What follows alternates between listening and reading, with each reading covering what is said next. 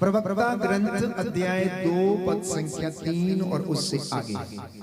भाई और बहनों, बाइबल हमें बताती है कि प्रभु का वचन हमें बताता है कि पिता की सेवा शुश्रूषा कभी नहीं भुलाई जाएगी। जो अपने पिता पर श्रद्धा रखता है वो अपने पापों का प्रायश्चित करता है, और जो अपनी मां से प्रेम करता है, उसका आदर करता है, प्यारे भाइयों और बहनों, वो मानो धन संचित करता है। आज इस दुनिया में बड़ी विडंबना है।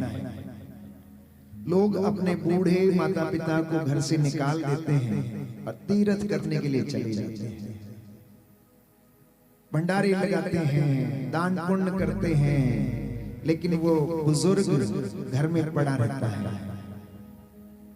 हम लोग ये नहीं सोचते कि हमें भी एक दिन वैसे ही बुजुर्ग होना है, हमें भी एक दिन ऐसे ही उस खाट पर पड़ना होगा।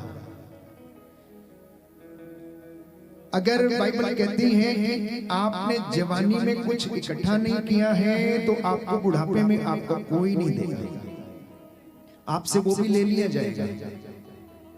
इसलिए मसीह होने के नाते, प्रभु के अनुयायी होने के नाते हमारा कर्तव्य है कि हम प्रभु की शिक्षा का पालन करें, उसकी बातों को अपने जीवन में धारण करें, अपने बुजुर्ग माता पिता का आदर करें, सम्मान करें, अपनी माँ की सेवा करें, क्योंकि जो माँ की सेवा करता है मानो धन संचित करता है। उससे बड़ा धन कोई नहीं। माँ हमें चलना सिखाती, बैठना सिखाती, बोलना सिखाती, संस्कार देती है उस दिन से, जिस दिन पहले दिन वो अपने गर्भ में हमें धारण करती है, उस दिन से, क्योंकि हमारी सांसें माँ की सांसों से जुड़ी होती हैं। वो सांस लेती है तो बच्चा गर्भ में सांस लेता है, वो खाती है तो बच्चे को भी वही पोषण देती है। अगर उसके साथ कोई बुरा व्यवहार होता है तो बच्चा भी उस बुरे व्यवहार को अनुभव करता है। अर्थात जिस परिस्थिति से माँ गुजरती है उसी से वो बच्चा भी गुजरता है। इसलिए वो एक माँ 9 महीने हमें अपने गर्भ में रखती है।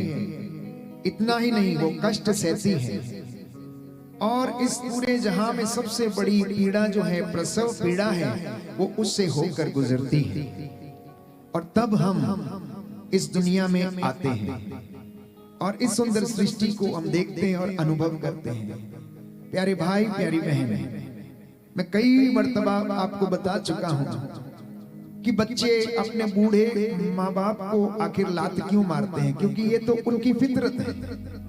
क्योंकि लात मारना तो वो गर्भ से सीख के आता है। उस समय वो लात उसे बहुत अच्छी लगती है, लेकिन बुढ़ापे में जब ये लात पड़ती है तो उसे रुलाती है। इसलिए हर एक व्यक्ति को इस बात का ध्यान रखना है, मम्मी पापा को, पति पत्नी को, बच्चों को, जो नौजवान हैं।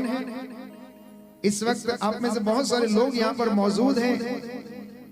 आज दुनिया में माँ बाप का आदर सम्मान, प्यारे भाइयों और बहनों, बहुत कम है। लोग अपने कामों में व्यस्त हैं, लोग उन्हें घरों में छोड़कर इधर उधर चले गए हैं, नौकरियों पर हैं, और बुजुर्ग घर में परेशान रहते हैं, अंतिम सांसें गिनते रहते हैं, और कभी कभी तो उन्हें एक गिलास पानी पिलाने वाला भी नहीं। प्यारे भाई, प्यारी बहन, आज हम एक ऐसी माँ के चरणों में खड़े होकर आराधना कर रहे हैं जिसने ईश्वर पुत्र ईसा मसीह को जन्म दिया, और वो माँ में इतने गुण थे कि अगर उनमें से एक गुण भी मसीहों में, और जो लोग उसको जानते हैं और जो उसमें विश्वास करते हैं, जो उसकी भक्ति करते हैं, तो मैं समझता हूं कि आपका जीवन सफल हो जाएगा और आप ईश्वर के कृपा के पात्र बन जाएंगे।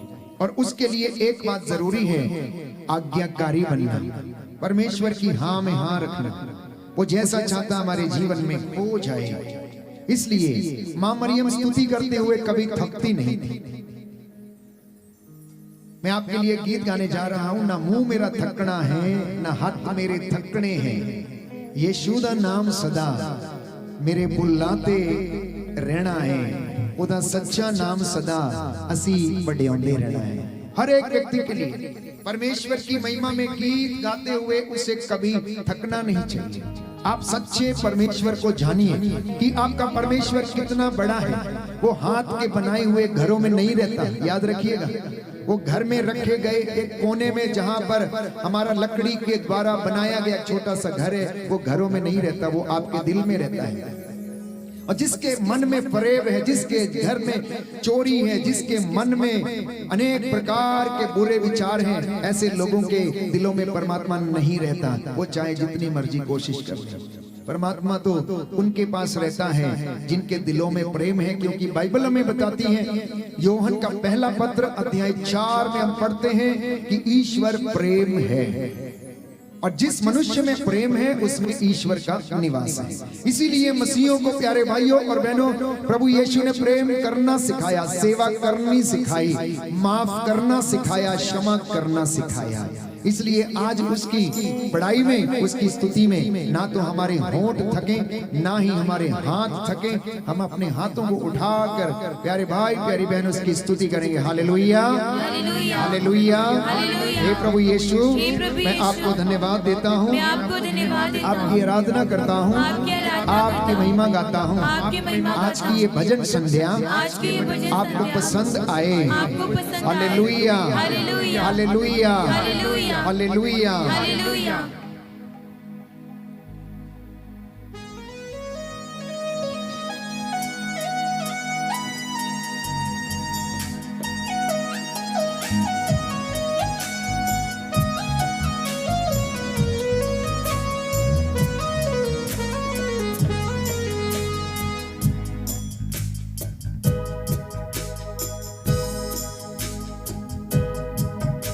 ना हाथ मेरे थकने ने, ना मुंह मेरा थकना है, ना हाथ मेरे थकने ने, ना मुंह मेरा थकना है। यीशु दा नाम सदा बुलाते रखना है, यीशु दा नाम सदा बुलाते रखना है। उदा सच्चा नाम सदा असी वड्याउंदे रहना है। मेरे जग तक चल दिन गीत असी गाउंदे रहना है। मेरे जग तक चल दिन गीत असी गाउंदे रहना है। हाथ मेरे थकने, हाथ मेरे थकने ने, ना मुंह मेरा थकना है। और जोर से ताली बजाकर, थकने ने, ना मुंह मेरा थकना है। यीशु दा नाम सदा, यीशु दा नाम सदा बुलाते रखना है। यीशु दा नाम सदा बुलाते रखना है। उदा सच्चा नाम सदा असी वड्याउंदे रहना है। मेरे जग तक चल दिन गीत असी गाउंदे रहना है। मेरे जग तक चल दिन गीत असी गाउंदे रहना है।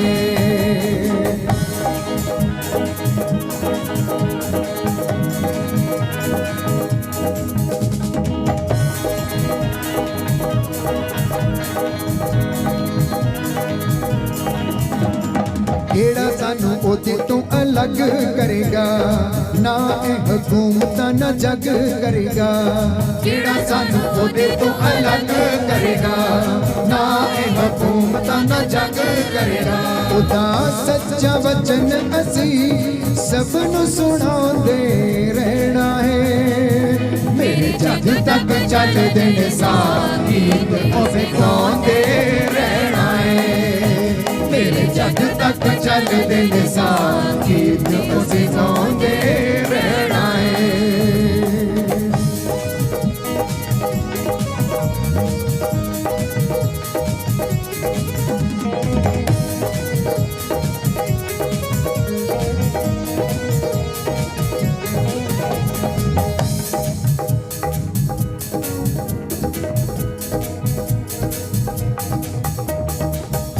उत्ते ओने साडे नाम लिखे ने, प्यार सानू करदा ओ तां लिखे ने।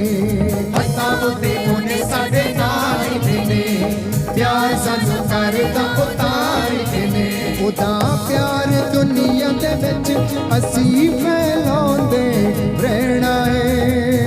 मेरे जग तक चलदे ने साथ गीत असीं गाउंदे रहना है। मेरे जग तक चलदे ने साथ गीत असीं गाउंदे रहना है। रात मेरे थकने ने, ना मुँह मेरा थकना है। रात मेरे थकने ने, ना मुँह मेरा थकना है। यीशु दा नाम सदा लाते रखना है। यीशु दा नाम सदा लाते रखना है। खुदा सच्चा नाम सदा असीं वडियाउंदे रहना है। मेरे जग तक चलदे ने साथ असीं गाउंदे रहना है। मेरे जग तक चलदे ने साथ गीत असीं गाउंदे रहना है।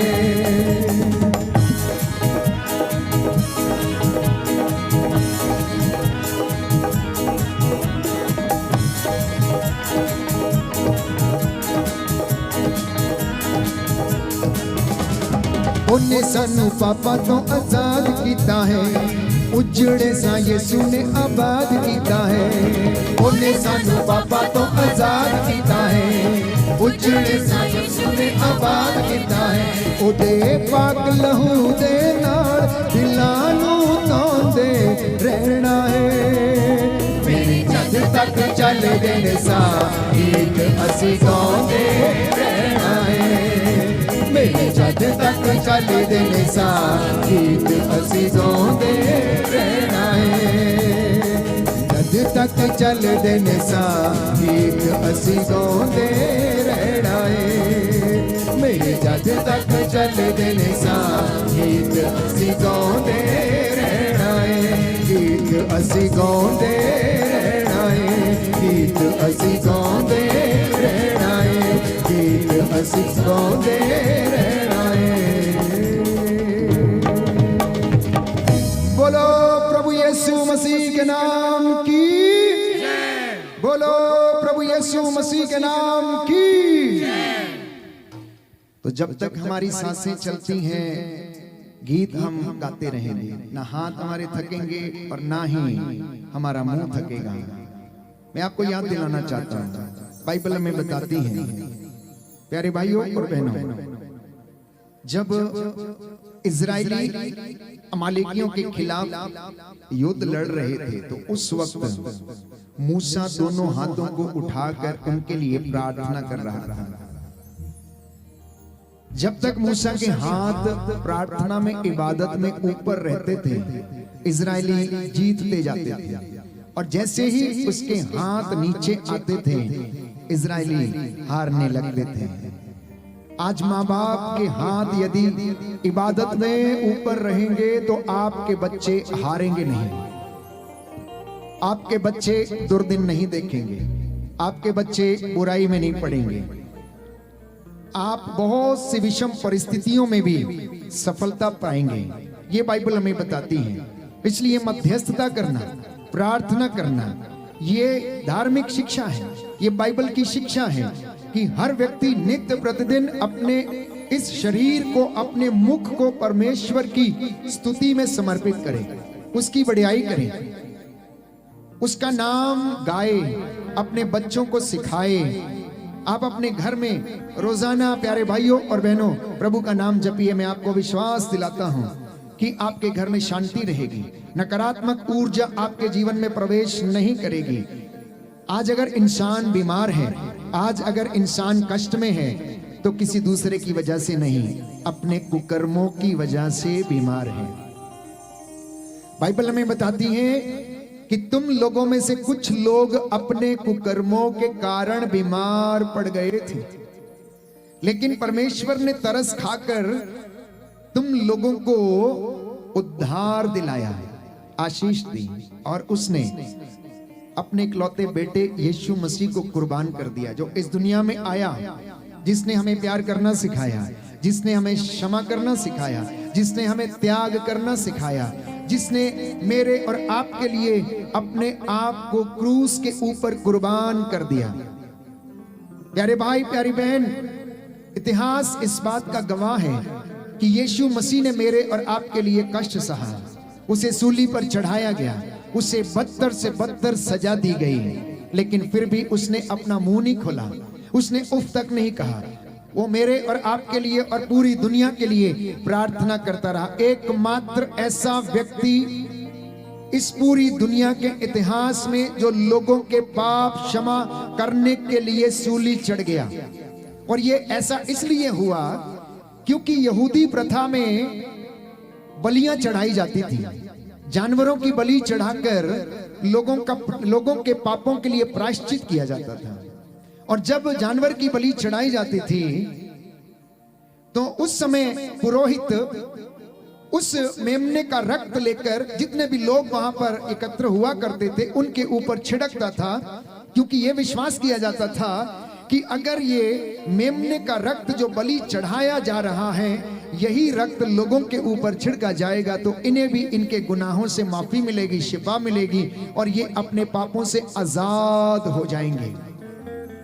लेकिन मैं आपको एक बात बताना चाहता हूं, ध्यान से सुनिएगा प्यारे भाई, प्यारी बहन, जानवर के रक्त में जीवन नहीं, जानवर के रक्त में जीवन नहीं, केवल इंसान के रक्त में जीवन है। अगर जानवर के रक्त में जीवन होता तो वो मनुष्यों को जीवन दे सकता था, लेकिन जानवर के रक्त में मनुष्यों को जीवन देने की ताकत नहीं है।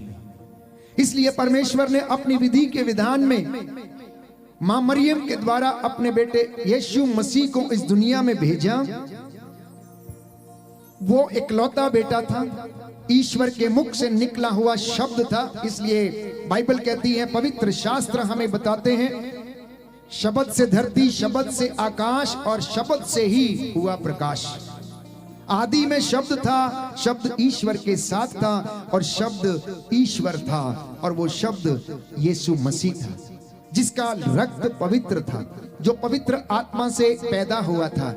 इसलिए यीशु का लहू हमें जीवन यूं दे सकता है क्योंकि वो मनुष्यों का लहू नहीं, वो ईश्वर का लहू है जो पवित्र आत्मा के सामर्थ्य से मां मरियम के गर्भ में आया। इसीलिए उसके लहू बहाने से दुनिया को आजादी मिली, पाप से आजादी मिली, शैतान हार गया, क्योंकि यीशु मसीह ने प्यारे भाइयों और बहनों क्रूस के ऊपर मौत को हराया। यीशु मसीह ने क्रूस के ऊपर मौत को हराया, शैतान को हराया। मैं ऐसा इसलिए कहता हूं क्योंकि बाइबल हमें बताती है कि उस सूली के ऊपर डाकुओं को चढ़ाया जाता था, अपराधियों को चढ़ाया जाता था, जो घिनौने पाप किया करते थे उनको चढ़ाया जाता था और वो सूली श्रापित मानी जाती थी। लेकिन यीशु ने ना तो कोई पाप किया था और ना ही कोई गुनाह किया था। पिलातुस के सामने जब वो खड़ा था तो कोई गुनाह पिलातुस उसका साबित नहीं कर पाया, लेकिन फिर भी यीशु मसीह सूली के ऊपर चढ़ गया और यीशु मसीह ने अपने पवित्र लहू से उस सूली को पवित्र कर दिया। इसलिए आज आप अपने शरीर के ऊपर उस सूली का निशान बनाते हैं, पिता पुत्र पवित्र आत्मा।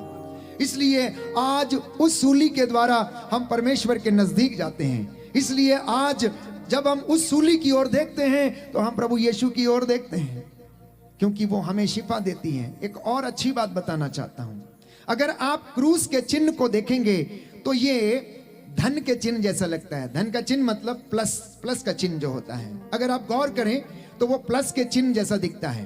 प्लस का चिन्ह का मतलब क्या है? प्लस का चिन्ह जो जोड़ता है, जो ऐड करता है, घटाता नहीं है, जिंदगी से कुछ घटाता नहीं है। तो जितने भी लोग इस क्रूस के चिन्ह को अपने शरीर पर अंकित करते हैं, घर में लगाते हैं, ये आपकी जिंदगियों में जोड़ेगा, घटाएगा कुछ नहीं। याद रखिए, बोले हालेलुया, हालेलुया। हे प्रभु यीशु, मैं तेरी पवित्र सलीब की ओर अपनी आंखें उठाता हूं, क्योंकि मुझे सामर्थ्य आपसे मिलता है। Hallelujah, hallelujah. तो इस क्रूज के साथ जुड़ना, इस क्रूज के साथ जुड़ना, और वो आपके साथ जुड़ेगा और आपके जीवन में हर ताकत, हर बरकत प्यारे भाई प्यारी बहन आएगी। और ये ताकत जब मां मरियम हमारे लिए प्रार्थना करती है तो हमें मिलती है। इसलिए इस वक्त हम प्रार्थना करेंगे गीत गाते हुए, आशीष देना ओ मां मरिया, तेरे हवाले सारी राहें, आशीष देना ओ मां मरिया।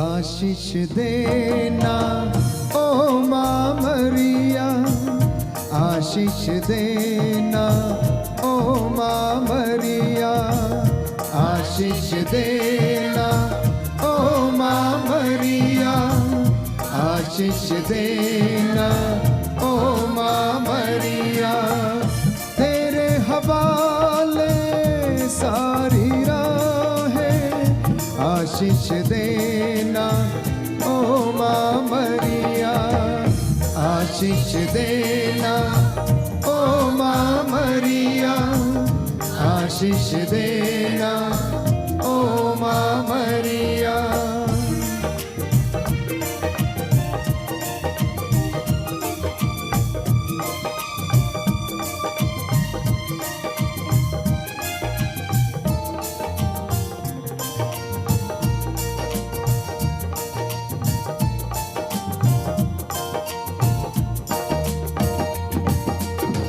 रखना ध्यान मां निज बच्चों पर, आस हमारी तब चरणों पर।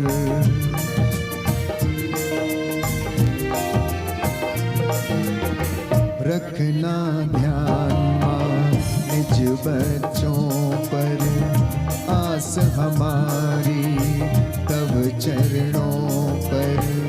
सांझ सवेरे तुझको पुकारे, सांझ सवेरे तुझको पुकारे, जीवन अपना तुझ पर वारे। आशीष देना ओ मां मरिया, आशीष देना ओ मां मरिया, आशीष देना ओ मां मरिया, आशीष देना ओ मां मरिया।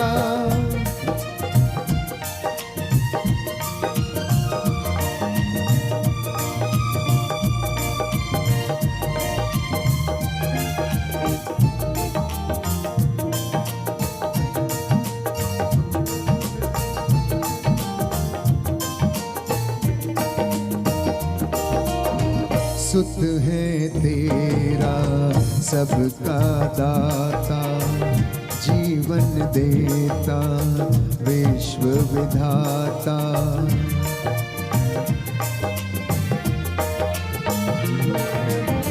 सुत है तेरा सबका दाता, जीवन देता विश्व विधाता। शरण तिहारी आए हैं मां, शरण तिहारी आए हैं मां। दान दिलाना राह दिखाना, आशीष देना ओ मां मरिया, आशीष देना ओ मां मरिया, आशीष देना ओ मां मरिया, आशीष देना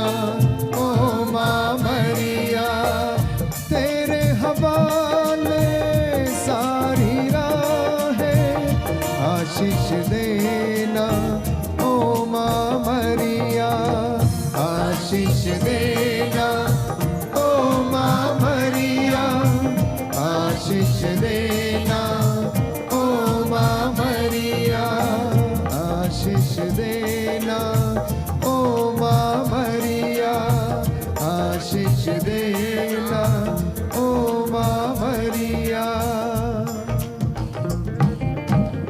हालेलुया, हालेलुया।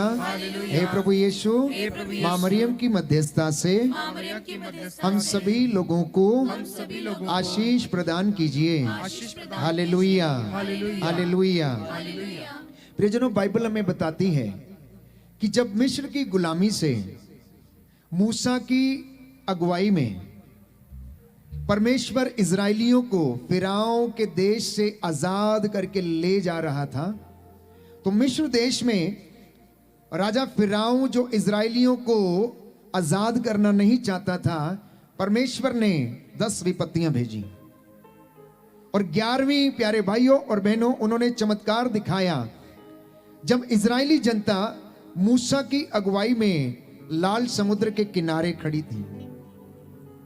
वे लोग देखकर घबरा रहे थे कि अब हम क्या करेंगे, क्योंकि फिरौन की सेना इजराइलियों के पीछे पीछे आ रही थी। मिस्र देश से मूसा की अगुवाई में बाइबल कहती लगभग 8 लाख लोग जो थे मिस्र देश से, परमेश्वर उन्हें निकाल कर लेकर जा रहा था और एक ऐसी जगह में जहां पर दूध और मधु की नदियां बहती हैं, उन्हें उस देश में लेकर जा रहा था। नजारा ऐसा था कि आगे लाल समुद्र था और पीछे, प्यारे भाइयों और बहनों, फिरौन की सेना। और बाइबल हमें बताती है कि परमेश्वर बादल के खंबे के रूप में उनके आगे आगे चल रहा था और उन्हें रास्ता दिखा रहा था, और प्रकाश के स्तंभ के रूप में परमेश्वर इजरायली जनता के पीछे पीछे चल रहा था, जिससे कि मिस्री सेना इजरायलियों को देखने में असमर्थ थी। तो बाइबल हमें बताती है कि मूसा जब लाल समुद्र पर जाकर किनारे पर खड़ा हो गया तो परमेश्वर से कहने लगा कि हमारे लिए यही अच्छा था कि हम वहीं रहते, अब तूने हमें यहां पर लाकर खड़ा कर दिया, हम इस लाल समुद्र को कैसे पार करेंगे। तो परमेश्वर उससे कहता है कि तू डर मत, तू चुपचाप खड़ा रहा, तू खड़ा रह और मेरी नजात के काम देख। उसने कहा तेरे हाथ में क्या है? उसने कहा डंडा। तो परमेश्वर ने कहा इस डंडे को समुद्र के ऊपर लहरा दे, और वो समुद्र के ऊपर उस डंडे को लहरा के खड़ा हो गया। और बाइबल कहती है कि परमेश्वर ने पूरी रात पूर्वी आंधी चलाई और समुद्र में रास्ता बन गया, पानी 2 भागों में विभाजित हो गया और जहां का तहां वहीं खड़ा हो गया, समुद्र में रास्ता बना। तो कहने का मतलब यह है कि बाइबल कहती है कि परमेश्वर आपके लिए युद्ध करेगा, परमेश्वर आपके लिए लड़ेगा। अगर आप उसके साथ खड़े हैं तो वो आपके साथ खड़ा रहेगा। इसीलिए गीतकार ने सुंदर गीत लिखा है, लड़दा लड़दा जंग आप लड़दा, मेरी हर जंग यीशु आप लड़दा, मैं अग ते तूफाना तो नहीं डरदा, क्योंकि यीशु मेरे अगे अगे चलदा, यीशु मेरे अगे अगे चलदा।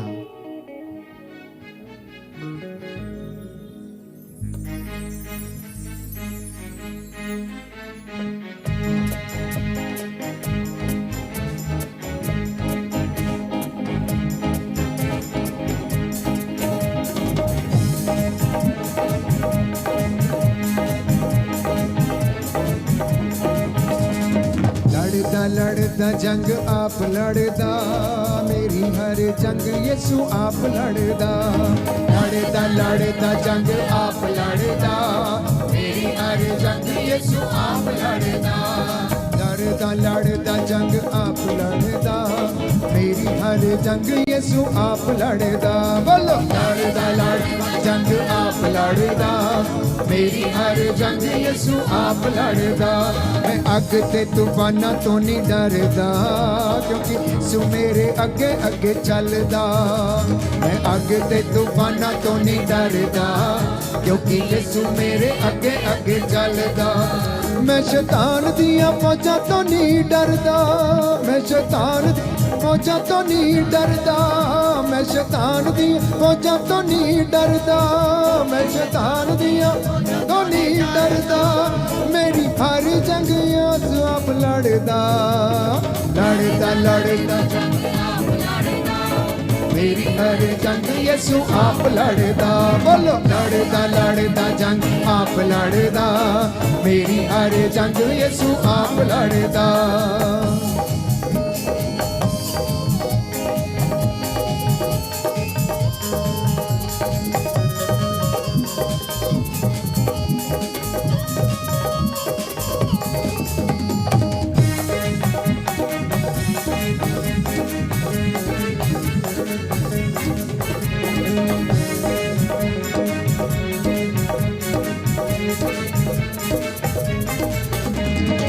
पानी ते पतरस चलिया सुन के कलाम नू, लहरां च डुबदे पुकारिया सी यसू नाम नू। पानी ते पतरस चलिया सुन के कलाम नू, लहरां च डुबदे पुकारिया सी यसू नाम नू। मैं भी हर वेले यसू यसू जपदा, ते लहरां पैरां हेठ रखदा। मैं हर वेले यसू यसू जपदा, ते लहरां पानी हेठ रखदा।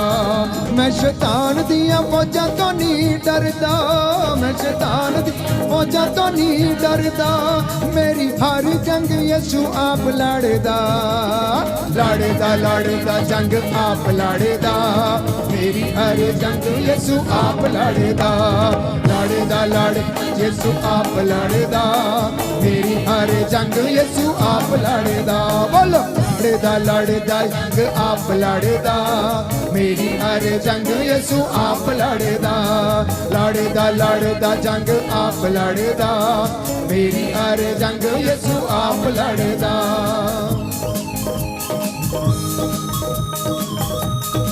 एक तो वॉलंटियर आके यहाँ खड़े हो जाएंगे मास्टर जी।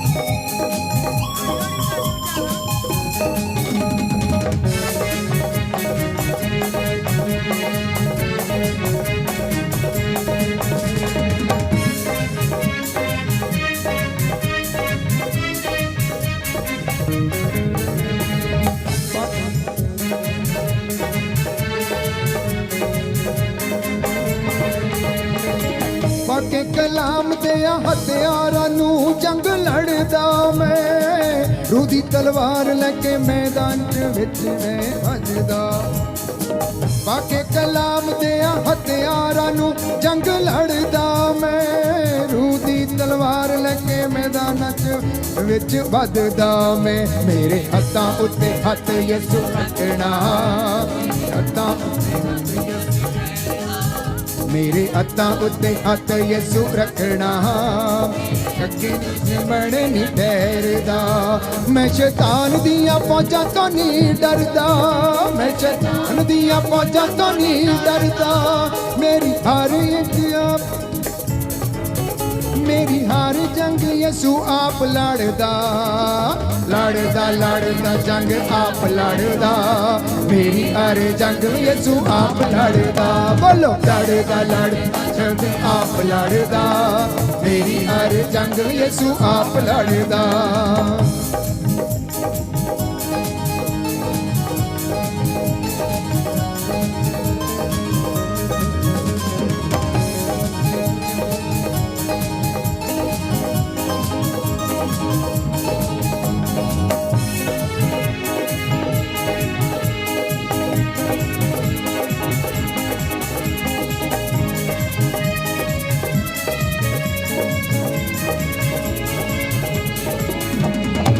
मेरी यीशु ही मेरी सिबरते, यीशु ही मेरी ढाल है। ओ सच्चा ओ रहिंदा नाल नाल है। यसू ही मेरी सिफत यसू ही मेरी ढाल है। ओ ते वादियां दा सच्चा ओ रहिंदा नाल नाल है। किसे वेले भी ओ कल्लियां नहीं छड्डदा, अगे पिछे तेरी ओ रखदा। किसे वेले भी ओ कल्लियां नहीं छड्डदा, मैनू अगे पिछों तेरी ओ रखदा। मैं शैतान दियां फौजां तो नहीं डरदा, मैं शैतान फौजां तो नहीं डरदा। मेरी हर जंग आप यसू लड़दा, लड़दा लड़दा आप लड़दा। मेरी हर जंग यसू आप लड़दा। बोलो लड़दा लड़दा आप लड़दा। मेरी हर जंग यसू आप लड़दा। लड़दा लड़दा जंग आप लड़दा। मेरी हर जंग यसू आप लड़दा। मेरी हर जंग यसू आप लड़दा। मेरी हर जंग यसू आप लड़दा। मेरी हर जंग यसू आप लड़दा।